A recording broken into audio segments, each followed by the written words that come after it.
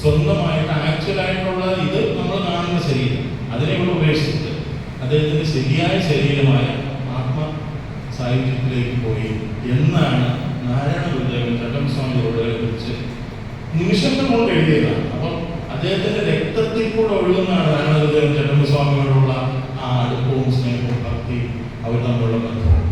അപ്പൊ അതുപോലെ രണ്ട് മഹാഗുരുക്കന്മാരും ഈ കേരളത്തിന്റെ തെക്കേ അറ്റത്ത് നമുക്ക് കിട്ടി എന്നുള്ളത് നമ്മൾ ഓരോരുത്തരും എന്നും ആലോചിക്കേണ്ട കാര്യമാണ്.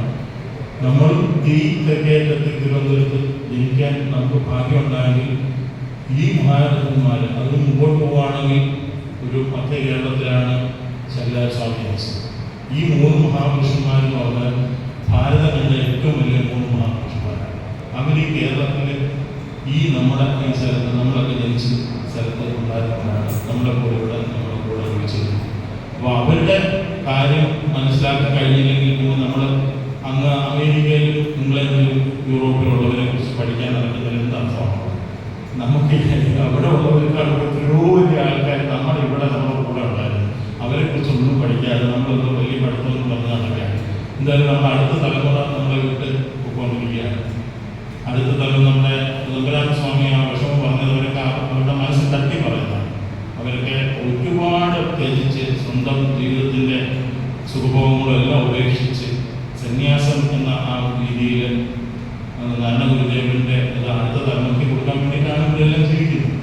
ആ മഠത്തിനെ കൊണ്ടുവരുന്ന മഠത്തിൽ വർക്ക് ചെയ്യുന്നതെല്ലാം അതിനു വേണ്ടിയാണ്. അപ്പോൾ അവരൊക്കെ നേരത്തെ പ്രശ്നം പറഞ്ഞാൽ അടുത്ത തലമുറ ഇതിനെക്കുറിച്ച് മനസ്സിലാക്കാൻ തയ്യാറാവുന്നില്ല, അതിന് മുമ്പോട്ട് വരുന്നില്ല. മുമ്പോട്ട് വരാനായിട്ട് മുഴുവൻ കാണാൻ പോലും ഇല്ല. എല്ലാവരും അമേരിക്കയിൽ യൂറോപ്പിലും ആസ്ട്രേലിയയിൽ പോയി.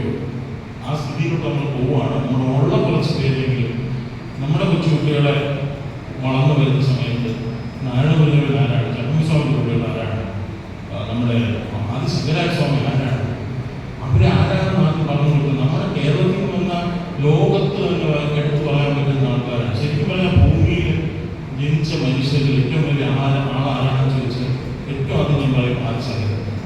അത് കഴിഞ്ഞാൽ ഞാൻ പറയും ചട്ടമ്പിസ്വാമിയോടുള്ള അങ്ങനെയുള്ള വലിയ ആൾക്കാരാണ് കേരളത്തിൽ നമ്മുടെ കൂടെ ഉണ്ടായിരുന്നത്. അപ്പോൾ അതുകൊണ്ട് ആ കാര്യത്തിൽ ചെറിയ രീതിയിലെങ്കിലും ഇവിടെ ഈ കാര്യം ചെയ്യുന്ന ഈ ചട്ടമ്പിസ്വാമി സ്മാരക സമിതിയോട് ഏറ്റവും നന്ദിയോടുകൂടി അവരോടുള്ള കടപ്പാടിനെ അറിയിച്ചുകൊണ്ട്